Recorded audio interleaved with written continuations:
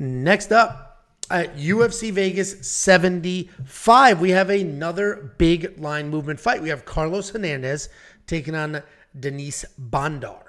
Carlos Hernandez, 8-2 overall, 4-1 in his last 5 years, coming off that submission loss to Alan Nascimento. Dennis Bondar is 16-4 overall, 4-1 in his last 5 years, coming off that freak injury about a year ago. And Carlos Hernandez, he's a grappler. He's got okay striking, and his striking is that the accuracy. He's got some deceiving power.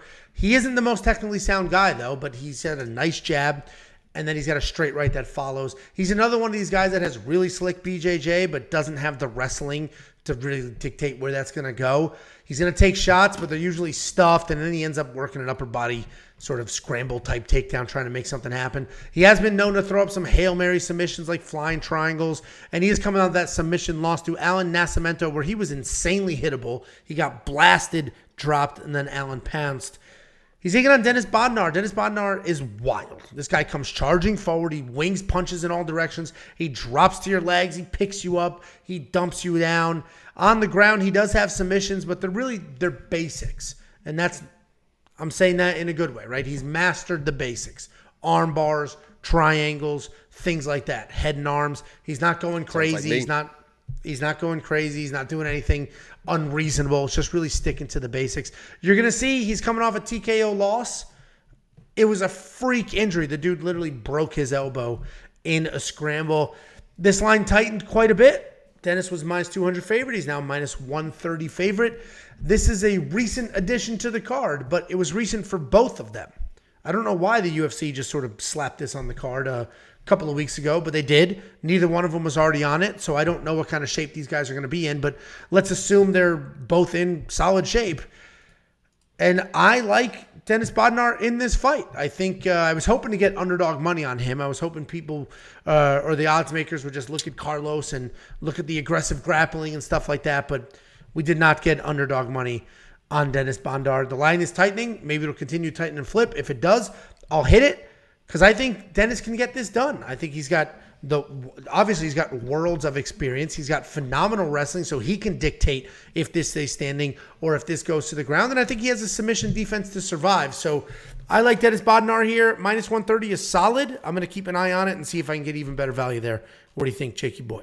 Yeah, I got better value than that. I've become a pre-member and see what I got. I mean, you can't get what I got, but I think I got him at minus 111 or something like that, which is a surprise to me because, again, when I break down these fights, I don't look at odds, and I thought that he was really going to be a big favorite. He came into the UFC, a very highly touted prospect, as a minus, I think it was like a minus 230 versus Malcolm Gordon, who I know people don't like Malcolm Gordon, but he's a formidable guy. He hits like a truck, can scramble, and in that fight you saw Bondar was kind of out-scrambled. I mean, that's why he snapped his arm in half, because he was trying to post and get out of a tough position because Malcolm was kind of out-grappling him in that situation. But that tells you how highly people thought that he was coming to UFC, and the only thing that really changed was he broke his arm, and that was a year ago, but that was, I mean, and I don't even know, did he actually break it? I think he just kind of dislocated it. Anyway, it was over a year ago, so it's not like he came in and got absolutely steamrolled. Yeah, he was kind of getting out-grappled in those tiny positions, but you could see he was working through those positions, and, you know, kind of the way Malcolm Gordon fights go, he probably wasn't going to end up winning that fight,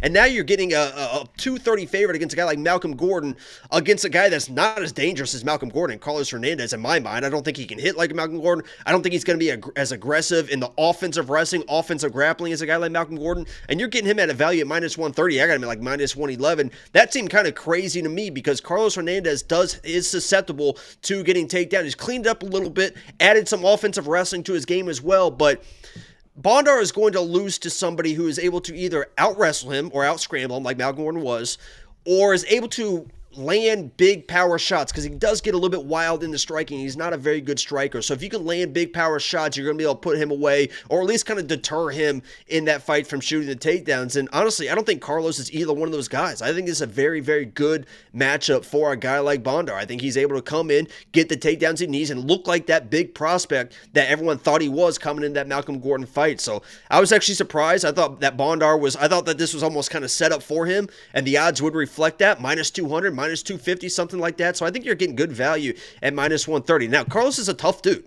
I mean, I don't want to get it twisted. That guy's a tough dude. He's well-rounded. He knows what he's doing on the ground, on the feet. I just don't see that extra level that's going to be a threat to Bondar kind of anywhere. So I'm pretty high on Bondar in this fight, and we'll see if he lives up to the hype.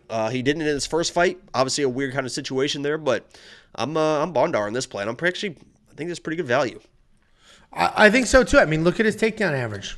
Almost 11 per 15 minutes. Obviously, it's a skewed number because it's not like he has a whole body of work to use because it's only UFC stats there. But I think he can get the takedowns, avoid the submissions. So do you. I think $7,900 in DraftKings is incredible. DraftKings makes no sense because Bondar has been the favorite this entire time. He was never an underdog. Did you double check that? These are all solid numbers here. But DraftKings priced him as an underdog, and I'll take it all day. This is not a typo either. This is the actual pricing in DraftKings. No, I double-checked it because I was like, this can't be right. The actual pricing. So Bondar will be in my DraftKings lineup at $7,900, and if we get the takedown numbers out of him we got out of the last fight, just don't break your arm, should put up some solid score there. Do you agree? Yeah, what was the question? If you're going to put him in your lineup at $7,900. I think that's pretty clear. Yep. If you want to see what a perfect lineup looks like, you can use our optimizer at WeWantPicks.com. It's going to go ahead and build lineups for you. It's pre-populated.